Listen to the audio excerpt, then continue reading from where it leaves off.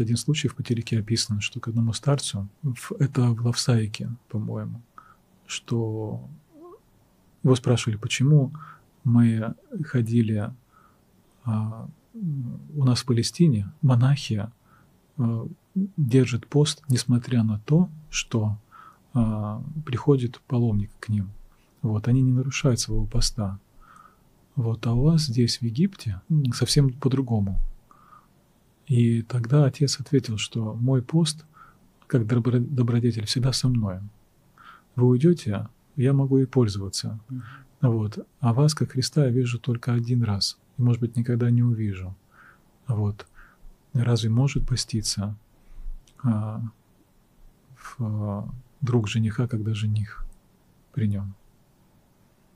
Вот это отношение вообще к паломнику, вообще к духовной жизни очень развито на Святой Анне.